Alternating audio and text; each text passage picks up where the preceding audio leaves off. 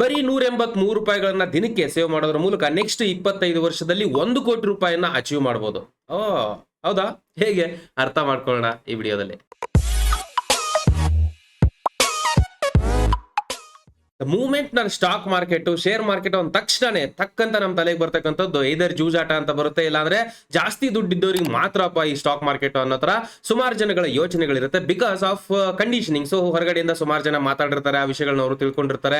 ಗೊತ್ತಿದ್ದೋ ಗೊತ್ತಿಲ್ಲದೇನೋ ನಮ್ಮ ಮೈಂಡ್ ಅಲ್ಲಿ ಅದ್ರ ಬಗ್ಗೆ ಒಂದು ಆಲ್ರೆಡಿ ಒಂದು ನಂಬಿಕೆ ಕೂತ್ಕೊಂಡ್ಬಿಟ್ಟಿರುತ್ತೆ. ಸೊ ಬೇಸಿಕಲಿ ಸ್ಟಾಕ್ ಮಾರ್ಕೆಟ್ ಅನ್ನೋದು ಏನಿದೆಯೋ ತುಂಬಾ ದೊಡ್ಡ ದುಡ್ಡು ಇರಬೇಕು ಇಲ್ಲಿ. 30,000 40,000 ಅಥವಾ ಲಕ್ಷ ಗಂಟ್ಲೆ ದುಡ್ಡಿದ್ರೆ ಮಾತ್ರ ಇನ್ವೆಸ್ಟ್ ಮಾಡಬಹುದು ಇಲ್ಲಿ ಅನ್ನೋದು ತುಂಬಾ ಒಂದು ದೊಡ್ಡ ಮಿತ್ ಆಗಿರುತ್ತೆ. ಇಲ್ಲಿ ನೀವು ಚಿಕ್ಕ ಅಮೌಂಟ್ ಇದ್ರೂ ಕೂಡ ಇನ್ವೆಸ್ಟ್ ಮಾಡಬಹುದಾಗಿರುತ್ತೆ. ಇವನ್ ಇನ್ಫ್ಯಾಕ್ಟ್ ಹೇಳ್ಬೇಕಪ್ಪ ಅಂದ್ರೆ ಇವತ್ತಿನ ಒಂದು ಕಂಡೀಷನ್ಗೆ 500 ರೂಪಾಯಿ ಇದ್ರೂ ಕೂಡ ಇನ್ವೆಸ್ಟ್ ಮಾಡ್ತಕ್ಕಂಥ ಒಂದು ಅವಕಾಶಗಳನ್ನ ಸ್ಟಾಕ್ ಮಾರ್ಕೆಟ್ ತಂದ್ಕೊಡುತ್ತೆ. ಬಟ್ ನಾನು ಆಲ್ರೆಡಿ ಹೇಳ್ತಾ ಇದ್ದೆ, ಚಿಕ್ಕ ಅಮೌಂಟ್ ಅನ್ನ ರೆಗ್ಯುಲರ್ ಆಗಿ ಸೇವ್ ಮಾಡೋದ್ರ ಮೂಲಕ ಲಾಂಗ್ ಟರ್ಮ್ ಅಲ್ಲಿ ಒಂದು ಒಳ್ಳೆಯ ವೆಲ್ತ್ ನ ಜನರೇಟ್ ಮಾಡ್ಕೊಂಡು ಫಿನಾನ್ಷಿಯಲ್ ಫ್ರೀಡಮ್ ಅನ್ನ ಯಾವ ರೀತಿ ಅಚೀವ್ ಮಾಡೋದಪ್ಪ ಕ್ಲಿಯರ್ ಆಗಿ ಈ ಒಂದು ವಿಡಿಯೋ ಮೂಲಕ ಅರ್ಥ ಮಾಡ್ಕೊಳ್ಳೋಣ. ಮೊದಲನೇದಾಗಿ ಇಂಪಾರ್ಟೆಂಟ್ ಆಗಿ ನಾವು ಅರ್ಥ ಮಾಡ್ಕೋಬೇಕಾಗಿರೋ ವಿಷಯ SIP, systematic investment planning. So basically ಸುಮಾರು ರೀತಿಯಾದಂತಹ ದಾರಿಗಳಿದೆ ಸ್ಟಾಕ್ ಮಾರ್ಕೆಟ್ ಅಲ್ಲಿ ಇನ್ವೆಸ್ಟ್ ಮಾಡ್ಲಿಕ್ಕೆ. ಸಿಸ್ಟಮೆಟಿಕ್ ಇನ್ವೆಸ್ಟ್ಮೆಂಟ್ ಪ್ಲಾನಿಂಗ್ ಅನ್ನೋದು ಒನ್ ಆಫ್ ದ ಬ್ಯೂಟಿಫುಲ್ ಹಾಗೆ ತುಂಬಾ ಸಿಂಪಲ್ ವೇ ಅಂತ ಹೇಳ್ಬೋದು ಎಲ್ರಿಗೂ ಸ್ಟಾಕ್ ಮಾರ್ಕೆಟ್ ಅಲ್ಲಿ ಇನ್ವೆಸ್ಟ್ ಮಾಡ್ಲಿಕ್ಕೆ. The reason is very simple. Systematic investment planning ಅಂತ ಅಂದ್ರೆ ಏನು ಅಂತ ಅರ್ಥ ಮಾಡ್ಕೊಳ್ಳೋಣ, ಅದಾದ್ಮೇಲೆ ರೀಸನ್ಸ್ ಗಳನ್ನ ಅರ್ಥ ಮಾಡ್ಕೊಳ್ಳೋಣ. ಸಿಸ್ಟಮೆಟಿಕ್ ಇನ್ವೆಸ್ಟ್ಮೆಂಟ್ ಪ್ಲಾನಿಂಗ್ ಅಂತ ಅಂದ್ರೆ ಒಂದು ಪರ್ಟಿಕ್ಯುಲರ್ ಫಿಕ್ಸೆಡ್ ಅಮೌಂಟ್ ಅನ್ನ, ಅದು 500 ರೂಪಾಯಿ ಇರ್ಬೋದು, 5,000 ಇರ್ಬೋದು, 5 ಲಕ್ಷ ಇರ್ಬೋದು, ಡಸಂಟ್ ಮ್ಯಾಟರ್, ಒಂದು ಫಿಕ್ಸೆಡ್ ಅಮೌಂಟ್ ಅನ್ನ ಒಂದು ಪರ್ಟಿಕ್ಯುಲರ್ ಇನ್ವೆಸ್ಟ್ಮೆಂಟ್ ಮೇಲೆ ಅಥವಾ ಇನ್ಸ್ಟ್ರೂಮೆಂಟ್ ಮೇಲೆ ರೆಗ್ಯುಲರ್ ಆಗಿ ಎವ್ರಿ ಮಂತ್ ಆನ್ ಮಂತ್ ಅಥವಾ ಕ್ವಾರ್ಟರ್ ಆನ್ ಕ್ವಾರ್ಟರ್ ಒಂದು ಪರ್ಟಿಕ್ಯುಲರ್ ಫ್ರೀಕ್ವೆನ್ಸಿ ಅಂತ ಹೇಳ್ಬೋದು, ಒಂದು ನಿರ್ದಿಷ್ಟ ಸಮಯಕ್ಕೆ ನಾವು ರೆಗ್ಯುಲರ್ ಆಗಿ ಇನ್ವೆಸ್ಟ್ ಮಾಡ್ತಾ ಹೋಗ್ತಕ್ಕಂಥ ಒಂದು ಆಪ್ಷನ್ ಅನ್ನ SIP ಅಂತ ಹೇಳ್ಬೋದು. ಇದಕ್ಕೆ ಸಿಸ್ಟಮೆಟಿಕ್ ಇನ್ವೆಸ್ಟ್ಮೆಂಟ್ ಪ್ಲಾನಿಂಗ್ ಅಂತ ಹೇಳ್ತಾರೆ. ಆದ್ರೆ ನಾನು ಆಲ್ರೆಡಿ ಹೇಳ್ತಾ ಇದ್ದೆ SIP ಅನ್ನೋದು ಬೆಸ್ಟ್ ವೇ ಟು ಇನ್ವೆಸ್ಟ್ ಅಂತ ಹೇಳ್ಕೊಂಡು. ಏನಕ್ಕೆ ಅಂತಂದ್ರೆ ಸುಮಾರು ಕಾರಣಗಳಿದೆ. ಅದರಲ್ಲಿ ಮೊದಲನೇದಾಗಿ ಬರ್ತಕ್ಕಂತಹ ಮೇನ್ ಕಾರಣ ಏನಪ್ಪಾ ಅಂದ್ರೆ ಆಟೋಮೇಟೆಡ್ ಇನ್ವೆಸ್ಟ್ಮೆಂಟ್. ಸೊ ಬೇಸಿಕಲಿ ಸುಮಾರು ರೀತಿಯಾದಂತಹ ದಾರಿಗಳಿದೆ. ನೀವೇ ಖುದ್ದಾಗಿ ರಿಸರ್ಚ್ ಮಾಡ್ಕೊಂಡು ಇನ್ವೆಸ್ಟ್ ಮಾಡೋದು ಒಂದ್ ಕಡೆಗಾದ್ರೆ, ಸಿಸ್ಟಮೆಟಿಕ್ ಇನ್ವೆಸ್ಟ್ಮೆಂಟ್ ಪ್ಲಾನ್ ಅನ್ನ ಒಂದ್ ಸತಿ ನೀವು ಸೆಟ್ ಮಾಡಿ ಕೈ ಬಿಟ್ರೆ ಅಥವಾ ಒಂದ್ ಸತಿ ಅದನ್ನ ಆಟೋಮೆಟಿಕಲಿ ಇನ್ಸ್ಟ್ರಕ್ಷನ್ ನ ಕೊಟ್ಟು ಕೈ ಬಿಟ್ರೆ ಎವ್ರಿ ಮಂತ್ ಆನ್ ಮಂತ್ ಅಥವಾ ನೀವು ಯಾವ ಒಂದು ಪರ್ಟಿಕ್ಯುಲರ್ ಡೇಟ್ ಗೆ ಸೆಟ್ ಮಾಡಿರ್ತೀರೋ SIP ಆಟೋಮೆಟಿಕಲಿ ನಿಮ್ಮ ಬ್ಯಾಂಕ್ ಅಕೌಂಟ್ ಇಂದ ಕಟ್ ಆಗುತ್ತೆ, ನಿಮಗೆ ಬೇಕಾಗಿರತಕ್ಕಂತಹ ಇನ್ವೆಸ್ಟ್ಮೆಂಟ್ ಅಲ್ಲಿ ಇನ್ವೆಸ್ಟ್ಮೆಂಟ್ ಆಗುತ್ತೆ. ಸೊ ಮ್ಯಾನ್ಯುವಲ್ ಇಂಟರ್ವೆನ್ಷನ್ ಅಥವಾ ನೀವು ಖುದ್ದಾಗಿ ಹೋಗಿ ಇನ್ವೆಸ್ಟ್ ಮಾಡಬೇಕು ಅನ್ನೋ ಒಂದು ಆಪ್ಷನ್ ಡೆಫಿನೆಟ್ಲಿ ಇರಲ್ಲ. ಆಟೋಮೇಟೆಡ್ ಇನ್ವೆಸ್ಟ್ಮೆಂಟ್ ಏನಿದೆಯೋ ತುಂಬಾ ಒಂದು ಟೈಮ್ ಅನ್ನ ಸೇವ್ ಮಾಡುತ್ತೆ. ಇದು ಮೊದಲನೇ ಕಾರಣ ಆಗಿರುತ್ತೆ SIP is the best way ಅಂತ ಹೇಳಲಿಕ್ಕೆ. ಎರಡನೇ ಇಂಪಾರ್ಟೆಂಟ್ ಕಾರಣ ಅಂತ ಹೇಳೋದಾದ್ರೆ ಸ್ಮಾಲ್ ಅಮೌಂಟ್ ಅನ್ನು ಇನ್ವೆಸ್ಟ್ ಮಾಡಬಹುದು. ಇವತ್ತಿನ ಕಾಲಕ್ಕೆ ಸುಮಾರು ಮ್ಯೂಚುವಲ್ ಫಂಡ್ಸ್ ಗಳಿದೆ, ಸುಮಾರು ETFs ಗಳಿದೆ. 500 ರೂಪಾಯಿ ಇದ್ರೂ ಕೂಡ ಮಿನಿಮಮ್ ಇನ್ವೆಸ್ಟ್ಮೆಂಟ್ ಅನ್ನ ಇವತ್ತಿನ ಮಟ್ಟಿಗೆ ಮಾಡಬಹುದಾಗಿರುತ್ತೆ. ಬಟ್ ಇವತ್ತಿನ ಎಕ್ಸಾಂಪಲ್ ನಾನು ಆಲ್ರೆಡಿ ಹೇಳಿದೆ 1 ಕೋಟಿನ ಯಾವ ರೀತಿ ಅಚೀವ್ ಮಾಡೋದು ಅಂತ, ಅದಕ್ಕೆ ಆಮೇಲೆ ಬರ್ತೀನಿ ನಾನು. Third most important benefit correct ಆಗಿ ಕೇಳಿಸ್ಕೊಳ್ಳಿ, ಇದನ್ನ ಅರ್ಥ ಮಾಡ್ಕೋಬೇಕು ನೀವೆಲ್ಲರೂ. ರುಪಿ ಕಾಸ್ಟ್ ಅವರೇಜಿಂಗ್ ಅಂತ ಹೇಳ್ತಾರೆ. ಎಸ್ಪೆಷಲಿ ಡಾಲರ್ ಕಾಸ್ಟ್ ಅವರೇಜಿಂಗ್ ಅನ್ನೋ ಒಂದು ಕಾನ್ಸೆಪ್ಟ್ ಬಂದಿರತಕ್ಕಂಥದ್ದು. ಸೊ ನಮ್ದು ರುಪಿ ಆಗಿರೋದ್ರಿಂದ ರುಪಿ ಕಾಸ್ಟ್ ಅವರೇಜಿಂಗ್. ಸೊ ಈ ರುಪಿ ಕಾಸ್ಟ್ ಅವರೇಜ್ ಅನ್ನ ಕರೆಕ್ಟ್ ಆಗಿ ಅರ್ಥ ಮಾಡ್ಕೊಂಡಿದ್ದೆ ಆದ್ರೆ ಏನಕ್ಕೆ ನಾವು ಇದರಲ್ಲೇ ಇನ್ವೆಸ್ಟ್ ಮಾಡಬೇಕು ಅಥವಾ ಸಿಸ್ಟಮೆಟಿಕ್ ಇನ್ವೆಸ್ಟ್ಮೆಂಟ್ ಪ್ಲಾನಿಂಗ್ ಏನಕ್ಕೆ ಬೆಟರ್ ವೇ ಅನ್ನೋದು ನಮ್ಗೆ ಅರ್ಥ ಆಗುತ್ತೆ. ಮಾರ್ಕೆಟ್ ಡೈನಮಿಕ್ ನಮ್ಮೆಲ್ಲರಿಗೂ ಗೊತ್ತಿದೆ. ಇವತ್ತಿದ್ದಾಗೆ ನಾಳೆ ಇರಲ್ಲ, ನಾಳೆ ಇದ್ದಾಗ ನಾಡಿದಿರಲ್ಲ. ಎವ್ರಿ ಡೇ ವೇರಿಯೇಷನ್ಸ್ ಗಳು ಆಗ್ತಾನೆ ಇರುತ್ತೆ. ಇವಾಗ ರೀಸೆಂಟ್ ಆಗಿ ಏನೋ ಒಂದು ಹೆಚ್ಚು ಕಡಿಮೆ ನ್ಯೂಸ್ ಬಂದ್ರು ಕೂಡ ಅದರ ಪರಿಣಾಮ ಬೀರುತ್ತೆ, ಒಳ್ಳೆ ನ್ಯೂಸ್ ಆದ್ರೂ ಪರಿಣಾಮ ಬೀರುತ್ತೆ. ಸೊ ಅಲ್ಟಿಮೇಟ್ಲಿ ಹೇಳ್ಬೇಕಪ್ಪ ಅಂತಂದ್ರೆ ಡೈನಮಿಕ್ ಆಗಿರುತ್ತೆ, ಏರುಪೇರುಗಳು ಜಾಸ್ತಿ ಇರುತ್ತೆ. ಸೊ ಇದರಲ್ಲಿ ಟೈಮಿಂಗ್ ಮಾಡೋ ಬದಲು ನಾವು ಆನ್ ಅಂಡ್ ಆವರೇಜ್, ಸೊ ಈಗ ಬೇಸಿಕಲಿ ನೀವು SIP ಅಂದ್ರೆ every month on month invest ಮಾಡ್ತಾ ಇರಬಹುದು, ಕ್ವಾರ್ಟರ್ ಆನ್ ಕ್ವಾರ್ಟರ್ ಇನ್ವೆಸ್ಟ್ ಮಾಡ್ತಾ ಇರಬಹುದು. ಒಂದು ಪರ್ಟಿಕ್ಯುಲರ್ ಪೀರಿಯಡ್ ಗೆ ನೀವು ಒಂದು ಫಿಕ್ಸೆಡ್ ಅಮೌಂಟ್ ಅನ್ನ ಇನ್ವೆಸ್ಟ್ ಮಾಡ್ತೀರಾ. ಸೊ ಸಪೋಸ್ ಲೆಟ್ಸ್ ಸೇ ನೀವು ಇವತ್ತು ಇನ್ವೆಸ್ಟ್ ಮಾಡ್ತಾ ಇದ್ದೀರಾ ಅಂತಂದ್ರೆ 10 ರೂಪಾಯಿ ಇದೆ ಅಂತ ಅನ್ಕೊಳ್ಳೋಣ. ನೀವು ಇನ್ವೆಸ್ಟ್ ಮಾಡ್ತಾ ಇರತಕ್ಕಂತಹ ಒಂದು ವಸ್ತುವಿನ ಬೆಲೆ 10 ರೂಪಾಯಿ ಇದೆ ಅಂತ ಅನ್ಕೊಳ್ಳೋಣ. ಸೊ ನೀವು 100 ರೂಪಾಯಿ ಇನ್ವೆಸ್ಟ್ ಮಾಡ್ತಿದ್ದೀರಾ ಅಂದ್ರೆ ಎಷ್ಟು ಶೇರ್ಗಳು ಬಂತು? 10 ಶೇರ್ಗಳು ಬಂತು. ಸೊ ಅದೇ ನೀವು ನೆಕ್ಸ್ಟ್ ಮಂತ್ ಅಲ್ಲಿ ಇನ್ವೆಸ್ಟ್ ಮಾಡ್ತಾ ಇರಬೇಕಾದ್ರೆ ಆ ವಸ್ತುವಿನ ಬೆಲೆ ಚೇಂಜ್ ಆಗಿರುತ್ತೆ, ಸ್ಟಾಕ್ ಮಾರ್ಕೆಟ್ ಅಲ್ಲಿ ಸ್ಟಾಕ್ ವೇರಿಯೇಷನ್ಸ್ ಆಗ್ತಾ ಇರುತ್ತೆ. ಸೊ 10 ರೂಪಾಯಿ ಇರೋದು 5 ರೂಪಾಯಿಗೆ ಬಂದಿದೆ ಅಂತಂದ್ರೆ ನೀವು ಇನ್ವೆಸ್ಟ್ ಮಾಡ್ತಾ ಇರತಕ್ಕಂಥ ಅಮೌಂಟ್ ಎಷ್ಟು? 100 ರೂಪೀಸ್. ಬಟ್ 100 ರೂಪೀಸ್ಗೆ ಇನ್ಸ್ಟೆಡ್ ಆಫ್ 10 ಶೇರ್, ನಿಮ್ಗೆ ಇನಿಷಿಯಲ್ ತಗೊಂಡಾಗ 10 ಶೇರ್ ಬಂದಿತ್ತು, ಬಟ್ ಇವಾಗ ಬೆಲೆ ಕಡಿಮೆ ಆಗಿರೋದ್ರಿಂದ ನಿಮಗೆ 20 ಶೇರ್ಗಳು ಬರುತ್ತೆ. ಸೊ ಸಪೋಸ್ ನೆಕ್ಸ್ಟ್ ಮಂತ್ ಅಲ್ಲಿ ಏನಾದರೂ ಅದು 5 ರೂಪಾಯಿಂದ ನೆಕ್ಸ್ಟ್ ಮತ್ತೆ 15 ರೂಪಾಯಿಗೆ ಮೂವ್ ಆದ್ರೆ ಆಟೋಮೆಟಿಕಲಿ ನಿಮಗೆ ನಾರ್ಮಲ್ ರಿಟರ್ನ್ ಕಿಂತ ಮತ್ತೆ ಅಡಿಷನಲ್ ರಿಟರ್ನ್ ಬರ್ತಕ್ಕಂಥ ಚಾನ್ಸಸ್ ಇರುತ್ತೆ. This is the beauty of SIP ಅಂತ ಹೇಳ್ಬೋದು. ಎವ್ರಿ ಮಂತ್ ಆನ್ ಮಂತ್ ಅಥವಾ ಒಂದು ಫ್ರೀಕ್ವೆಂಟ್ ಪೀರಿಯಡ್ ಗೆ ನೀವು ಕನ್ಸಿಸ್ಟೆಂಟ್ ಆಗಿ ರೆಗ್ಯುಲರ್ ಆಗಿ ಇನ್ವೆಸ್ಟ್ ಮಾಡಿದ್ದೆ ಆದ್ರೆ ಮಾರ್ಕೆಟ್ ಸುಮಾರು ವೇರಿಯೇಷನ್ಸ್ ಅಲ್ಲಿ ಮೂವ್ ಆಗ್ತಾ ಇದ್ರು ಕೂಡ ಒಂದು ಆವರೇಜ್ ರುಪಿ ಕಾಸ್ಟ್ ಆವರೇಜ್ ಅನ್ನ ನೀವು ರೆಗ್ಯುಲರ್ ಆಗಿ ಇನ್ವೆಸ್ಟ್ ಮಾಡೋದ್ರ ಮೂಲಕ ತಗೊಳ್ಬಹುದಾಗಿರುತ್ತೆ. ಏನೇ ವೇರಿಯೇಷನ್ಸ್ ಆದ್ರೂ ಕೂಡ ಆ ವೇರಿಯೇಷನ್ಸ್ ಅನ್ನ ತುಂಬಾ ಸಿಗ್ನಿಫಿಕೆಂಟ್ ಲೆವೆಲ್ ಗೆ ಕಡಿಮೆ ಮಾಡತಕ್ಕಂತಹ ಒಂದು ಬ್ಯೂಟಿಫುಲ್ ಅವಕಾಶವನ್ನ ನಮಗೆ SIP ತಂದ್ಕೊಡುತ್ತೆ. ಇನ್ನ 4ನೇಯ ಕಾರಣ ಏನಪ್ಪಾ ಅಂತಂದ್ರೆ ಪವರ್ ಆಫ್ ಕಂಪೌಂಡಿಂಗ್. ನಮ್ಮೆಲ್ಲರಿಗೂ ಗೊತ್ತಿದೆ ಚಕ್ರಬಡ್ಡಿ ಬಗ್ಗೆ ರೀಸೆಂಟ್ ಅಥವಾ ಸುಮಾರು ದಿನದಿಂದ ಒಂದು ವಿಡಿಯೋನು ಮಾಡಿದ್ವಿ ನಾವು. ಕಂಪೌಂಡಿಂಗ್ ಬಗ್ಗೆ ಎಲ್ಲ ಕಡೆಗೂ ಹೇಳ್ತಾ ಇರ್ತೀವಿ ನಾವು. ಎರಡೇ ದಾರಿಯಿಂದ ನಾವು ಶ್ರೀಮಂತರಾಗಕ್ಕೆ ಸಾಧ್ಯ, ಅಥವಾ ಎರಡೇ ದಾರಿಯಿಂದ ವೆಲ್ತ್ ಅನ್ನ ಜನರೇಟ್ ಮಾಡಕ್ಕೆ ಸಾಧ್ಯ ಇದೆ. ಒಂದು ಬಿಸ್ನೆಸ್ ಅನ್ನ ಸ್ಟಾರ್ಟ್ ಮಾಡೋದ್ರ ಮೂಲಕ, ಅಥವಾ ಕಂಪೌಂಡಿಂಗ್ ಅನ್ನ ಉಪಯೋಗಿಸ್ಕೊಳ್ಳೋದ್ರ ಮೂಲಕ. ಕಂಪೌಂಡಿಂಗ್ ಅಂತ ಅಂದ್ರೆ ಚಕ್ರ ಬಡ್ಡಿ, ಅಥವಾ ಬಡ್ಡಿಗೆ ಬಡ್ಡಿ, ಅಥವಾ ಆ ಬಡ್ಡಿಗೆ ಮತ್ತೆ ಬಡ್ಡಿ ಬೆಳೀತಾ ಹೋಗ್ತಕ್ಕಂತ ಒಂದು ಅವಕಾಶ. ಸೊ ನೀವು ಲೋನ್ ಕಟ್ತಾ ಇರ್ಬೇಕಾದ್ರೆ ಅಥವಾ ಲೋನ್ ಏನಾದ್ರು ಕೊಡ್ತಿದ್ರಾ ಅಂತಂದ್ರೆ ನೆಗೆಟಿವ್ ಕಂಪೌಂಡಿಂಗ್ ಅಲ್ಲಿ ನೀವು ಇರ್ತೀರಾ. ಅದೇ ನೀವು ಇನ್ವೆಸ್ಟ್ ಮಾಡ್ತಾ ಇದೀರಾ ಅಂತ ಅಂದ್ರೆ ರೆಗ್ಯುಲರ್ ಆಗಿ ನಿಮ್ಮ ಪರವಾಗಿ ಕಂಪೌಂಡಿಂಗ್ ವರ್ಕ್ ಆಗ್ತಾ ಇರುತ್ತೆ. ಇವತ್ತು ನೀವು 100 ರೂಪಾಯಿ ಜಮೆ ಮಾಡಿದೀರಾ ಅಂದ್ರೆ ಆ 100 ರೂಪಾಯಿಗೆ 10 ರೂಪಾಯಿ ಅಷ್ಟು ಇಂಟ್ರೆಸ್ಟ್ ಬಂದಿದೆ ಈ ವರ್ಷ ಅಂತ ಅಂದ್ರೆ ನೆಕ್ಸ್ಟ್ ವರ್ಷಕ್ಕೆ ಅದೇ 100 ರೂಪಾಯಿಗೆ ಬರಲ್ಲ ನಿಮ್ಗೆ. 100 ರೂಪಾಯಿಗೆ ಮತ್ತೆ 10 ರೂಪಾಯಿ ಸೇರಿರುತ್ತಲ್ಲ, ಆ 110 ರೂಪಾಯಿಗೆ ಇಂಟ್ರೆಸ್ಟ್ ಅಡಿಷನಲ್ ಆಗಿ ಮತ್ತೆ ನೆಕ್ಸ್ಟ್ ಇಯರ್ಗೆ ಸಿಗುತ್ತೆ. ಇದನ್ನೇ ಕಂಪೌಂಡಿಂಗ್ ಅಂತ ಹೇಳ್ತಾರೆ.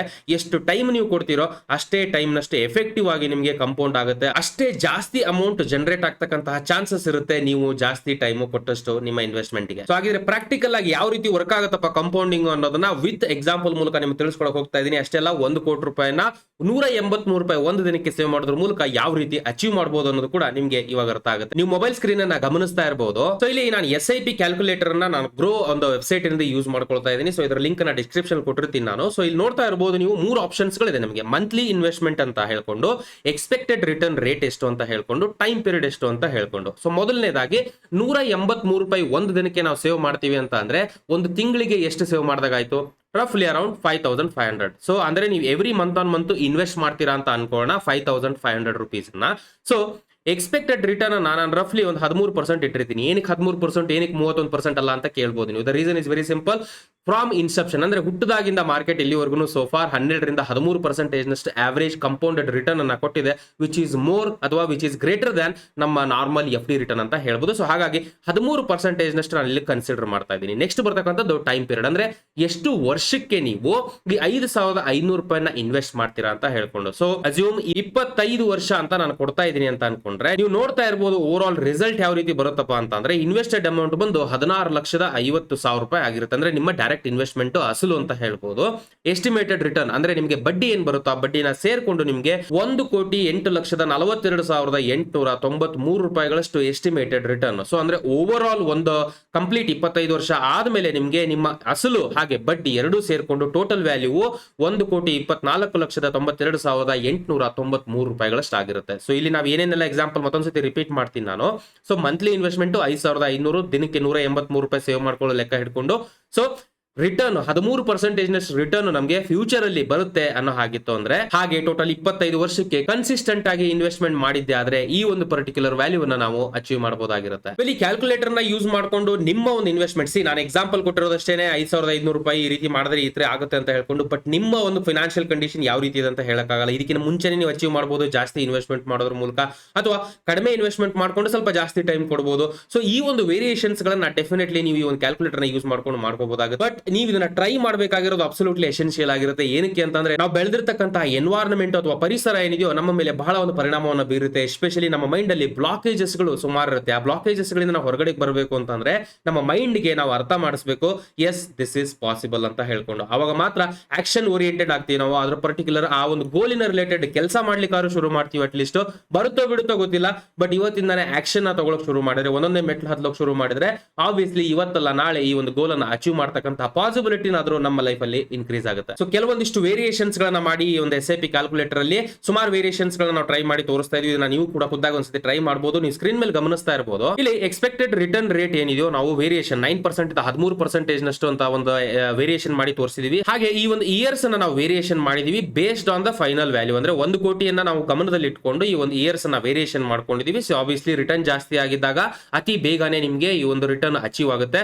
ಇಲ್ಲ ಅಂತ ಅಂದ್ರೆ ರಿಟರ್ನ್ ಕಡಿಮೆ ಇದ್ದಾಗ ಆಬ್ವಿಯಸ್ಲಿ ಜಾಸ್ತಿ ಟೈಮ್ ತಗೊಳುತ್ತೆ. ನೀವು ಗಮನಿಸ್ತಾ ಇರಬಹುದು 9% ನಷ್ಟೇ ಎಕ್ಸ್ಪೆಕ್ಟೆಡ್ ರಿಟರ್ನ್ ಇದ್ರೆ ಅಪ್ರಾಕ್ಸಿಮೇಟ್ಲಿ ಒಂದು 30 ವರ್ಷ ತಗೊಳುತ್ತೆ ನಮಗೆ ಈ ಒಂದು ವ್ಯಾಲ್ಯೂವನ್ನ ಅಚೀವ್ ಮಾಡ್ಲಿಕ್ಕೆ, ಅಂದ್ರೆ 1 ಕೋಟಿಯನ್ನ ಅಚೀವ್ ಮಾಡ್ಲಿಕ್ಕೆ.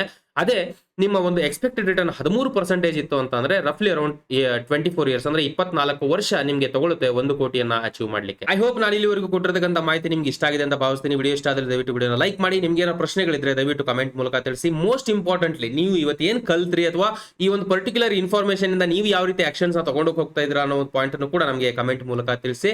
ಇನ್ ಕೇಸ್ ನಿಮ್ಮಲ್ಲಿ ಯಾರಾದ್ರೂ ಮೊದಲನೇ ಬಾರಿಗೆ ನಮ್ಮ ವಿಡಿಯೋಸ್ ಗಳನ್ನ ನೋಡ್ತಾ ಇದ್ರೆ ದಯವಿಟ್ಟು ಚಾನಲ್ ಸಬ್ಸ್ಕ್ರೈಬ್ ಮಾಡ್ಕೊಳ್ಳಿ. ಹಾಗೆ ಬೆಲ್ ಐಕಾನ್ ಅನ್ನು ಕೂಡ ಕ್ಲಿಕ್ ಮಾಡಿ. ನಮ್ಮ ಕಡೆಯಿಂದ ರೆಗ್ಯುಲರ್ ಅಪ್ಡೇಟ್ಸ್ ಫೈನಾನ್ಸ್ ಹಾಗೆ ಸ್ಟಾಕ್ ಸ್ಟಾಕ್ ಮಾರ್ಕೆಟ್ ಬಗ್ಗೆ ನಾವು ಅಪ್ಲೋಡ್ ಮಾಡಿದ ತಕ್ಷಣ ನಿಮಗೆ ಇಮಿಡಿಯೇಟ್ ಆಗಿ ಸಿಗಬೇಕು ಅಂತ ಅಂದ್ರೆ ನಾನು ಇಲ್ಲಿವರೆಗೂ ಕೊಟ್ಟಿರ್ತಕ್ಕಂಥ ಮಾಹಿತಿ ಎಜುಕೇಶನಲ್ ಪರ್ಪಸ್ ಗೆ ಮಾತ್ರ, ಯಾವುದೇ ರೀತಿಯ ಬೈಸಲ್ ರೆಕಮೆಂಡೇಶನ್ಸ್ ಅಲ್ಲ. ಯಾವುದೇ ಹೂಡಿಕೆಯನ್ನು ಮಾಡೋದಕ್ಕಿಂತ ಮುಂಚೆ ಪ್ರಾಪರ್ ಆಗಿ ಅನಲೈಸ್ ಮಾಡಿ ಡಿಸಿಷನ್ಸ್ ತಗೊಳ್ತಕ್ಕದ್ದು, because stock market investments are subject to market risk. ಎಷ್ಟು ಹೇಳ್ತಾ ಈ ವಿಡಿಯೋನ ಇಲ್ಲಿಗೆ ಮುಗಿಸ್ತಾ ಇದ್ದೀನಿ. ಮತ್ತೆ ನಿಮಗೆ ನೆಕ್ಸ್ಟ್ ವಿಡಿಯೋದಲ್ಲಿ ಸಿಗ್ತೀನಿ. ಅಲ್ಲಿವರೆಗೂ ಜೈ ಹಿಂದ್.